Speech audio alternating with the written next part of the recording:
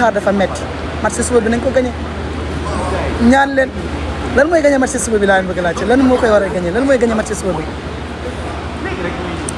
lan mooy non journaliste un journaliste une journaliste son premier rôle mooy informer vrai juste et vrai son premier rôle on ne cache pas des informations mais aujourd'hui on est venu dans une compétition boo xam ne l'équipe a besoin de sérénité mooy à chaque fois qu'il y a eu bu ñu amee benn affaire bu génn ñu ne journaliste sénégalais war ñu wax ne mais mën na leen yéen on est venu pour travailler aujourd'hui c'est pas la fédération qui a acheté nos billets aujourd'hui c'est nos boîtes qui ont acheté nos billets aujourd'hui c'est pas la fédération qui nous loge c'est nos boîtes qui nous logent aujourd'hui lépp lu ñuy frais suñu boîte yi ñoo koy frais loolu moom lañu fi indee ñu liggéey léegi imagine nga ñëw yow li nga xam yëpp man su ma waxee si fédération su ma waxee si équipe nationale doon ko dindi loolu day leer boo xoolee bi ma ñëwee ba tey amul lenn la laa jox dama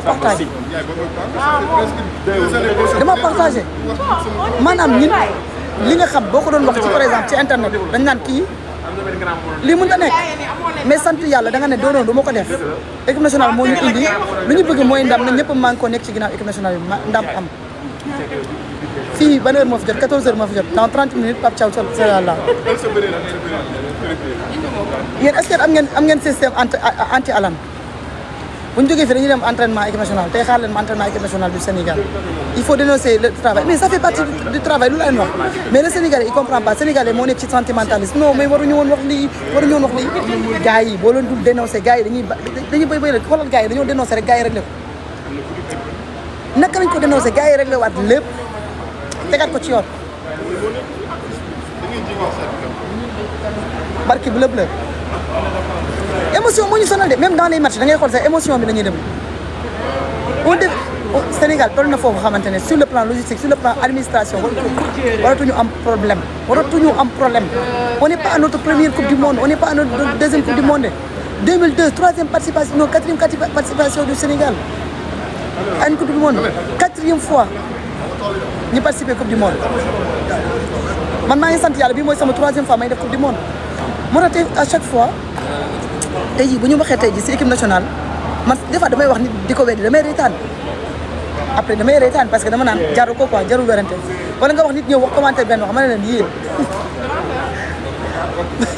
booy lu ñu xam sañu ay dama sa borom de mère Lebou comment tu vas feeñal ba suba Hadja ko lay foreta mais mi coupat joni par ce qu'on filme yo ame so a fuda bravo score match fuda ko tako 1-0 waaye yéen jox na ma seen score demee mais borom may c'est un match crucial gagné pour même tout il faut gagner ce match pour relancer la compétition parce que tu peux pas faire une défaite et venir au pire des cas faire match nul au pire des cas faire match nul mais il faudra gagner on gagne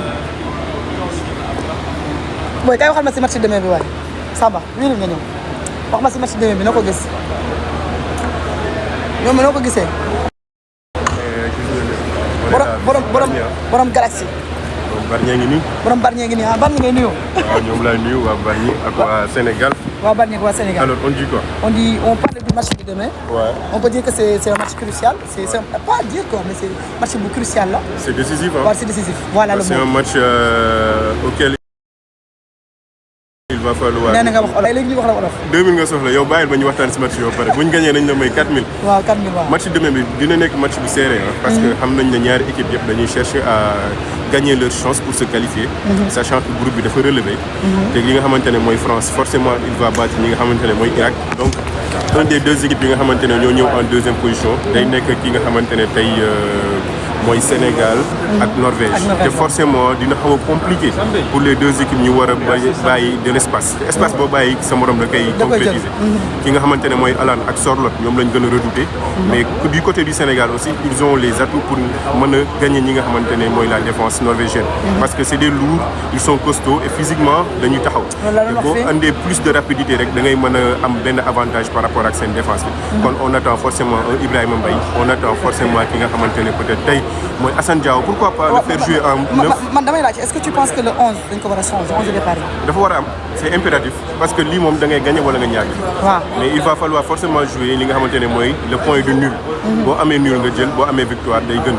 mais défaite moom tout sauf ça. te loolu nag pour mën a sonal ñi nga xamante ne mooy la défense norvégienne. forcément da ngay andi de la vivacité. te on n'est pas là pour manquer des occasions donc on n'est pas là pour reconduire un 11 ba nga xamante ne tey dañuy guddeel. guddeel bi mooy nga andi ñi nga xamante ne dañuy manquer des buts yoo nga xamante ne bu ñu ko dugaloon tey ak France.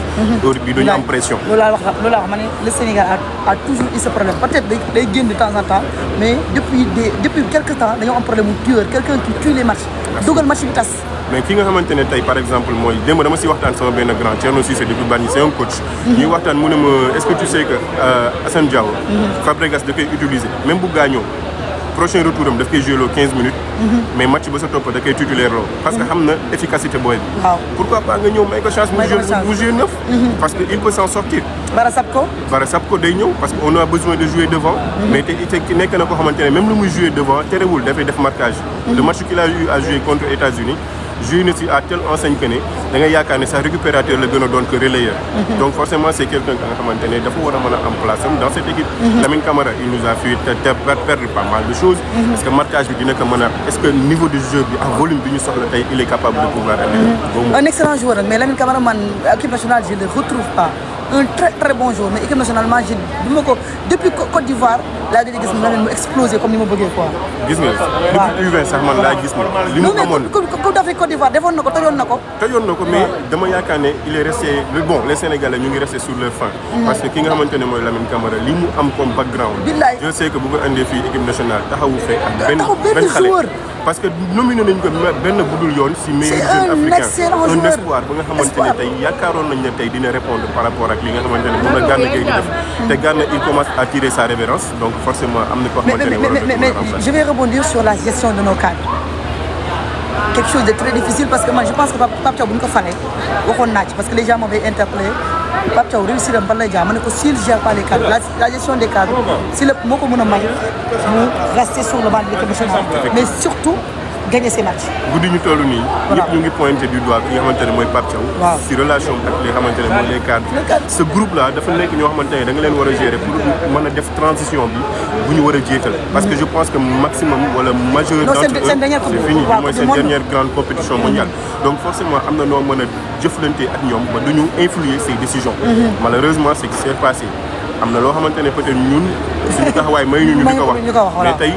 nekk na loo xamante ne war nañu mën a yee ñi nga xamante mooy le public sénégalais pour ñu xam que ne tanière bi am na quiétude mais même lu mu métti am na loo xamante ne dañ ko toog waxtaan ak seen biir parce que ce sont des professionnels mais aujourd'hui Pape le dernier mot moom la revenir donc moom moo war a nekk kii war a joxe ñi nga xamante ne mooy lii war a mën a soxati tey Sénégal pour mu mën a am ndam digganteem ak Norvège digganteem ak te gis nga football au niveau amul sentiment non tu es performant tu es sur le terrain tu n'es pas performant tu n'es pas sur le terrain la preuve contre la France Dembélé il est ballon d'or il est sorti je te dis aujourd'hui ki nga xamante ne mooy Ibrahima je reviens sur son cas gis nga la mentalité des jeunes qu'on dit binationaux là wallahi azim day def différence par rapport ak ñi nga xamante ne ñoo soxla ko biir Sénégal te la preuve Barcola li mu dugal Mbappé dugal ko moom la Ibrahima Mbaye dugal il n'a pas attendu d'avoir 10 000 occasions pour le mettre donc ñooñu c'est des jeunes yoo xamante ne dañu am mentalité occidentale donc forcément dañuy gën a prolifique par rapport ak ki nga xamante ne tey mais Ismaïla Sarr il a 10 ans d'expérience dans l'équipe nationale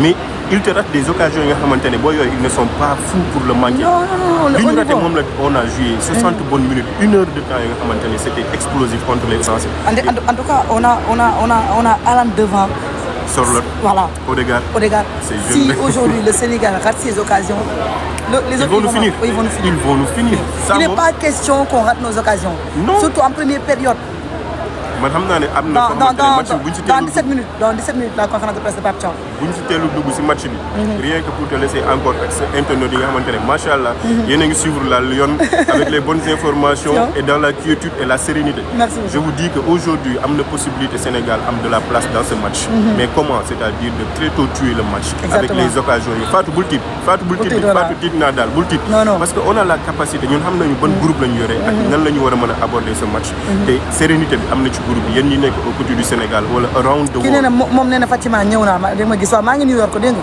tey am na rendez-vous ak les Sénégalais fi nga xam ne mooy New Jersey comme veille de match. waaw boo ñëwee New Jersey di nga ma gis pas New Jersey non. Times Square. waaw on sera là-bas Times Square. kon tey nañ joxe rendez-vous. Times Square di jàppale ne on a les capacités pour gagner gis nga fake news yi ngeen di jot wala perturbation yi nekk au sein de cette tanière. amul dara lu mu war a mën a influer sur résultats yi nga xamante ne Lions yi nañ leen ko andil. donc bu leen tiit bu leen ragal ñun on est là que vous soyez là ou pas ñun fépp ñu mën di dem. dinañ simi suñu li nga xamante ne mooy mbubu liggéeykat mais nekk ay supporters derrière cette équipe te dinañ leen wax li ci nekk dans la toute sérénité ak li nga xamante ne mooy dëgg parce que les gens réclament aussi Pape Thiaw Pathé Ciss au milieu. Pathé Ciss mën na ñëw parce que le match d'après de la fois passée Olysée bi que dans 15 minutes on aura la conférence de presse. Olysée bi nga xamante ne tey Deschamps andi na ko replacé ko au cœur du jeu mais dafa waroon ñëw il aurait empêché de jouer te forcément da ngay gis ne dina mën a nekk un bouclier par rapport à la défense. cette passe laser bi nga xamante ne moom la Olysée def si Mbappé si première but bi. mais bu fa nekkoon il aurait empêché de jouer. parce que Niakhaté a été vraiment cloîtré fi mu taxaw mënu fa bouger. parce que c'était des passes laser yi nga xamante ne yow yaa ngi concentré wu si benn joueur à l'occurrence Dembélé. moom gis na leneen loo xamante ne gisu ko. donc leneen. li ko mënoon a empêché loolu mooy marquage boo xamante ne du maye dara marquage à la culotte mais malheureusement nekk na jàngat yoo xamante ne je pense que Pape Thiaw et son staff ils ont appris de ça pour revenir en force par rapport ak li nga xamante ne mooy Norvège. merci beaucoup mon grand c'est Samba. waa Bargny nuyu naa leen bu baax waa Bargny nuyu na leen seen doom nuyu na leen bu baax a baax c'est toujours un. gis naa ñuy nuyoo.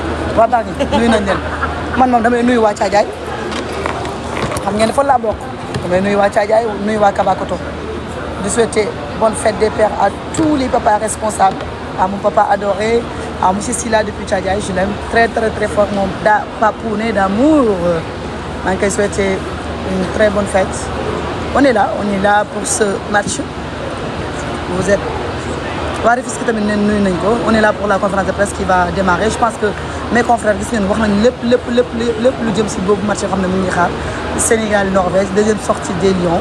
Attendu, New Jersey ma xool seen question yéen la ngeen boobu la ma doon jox seen 11 ban 11 ngeen may jox ku ci nekk na ma jox 11 ans ma xool Ibrahima Mbaye titulaire kan ngeen bëgg ma titulaire milieu bi lan ngeen si gis milieu bi ban trio ngeen gis si milieu bi waaw kii dugg fii naan 2000 laa bëgg moom lan mooy problème bi ba tey mu ngi dugg yow kii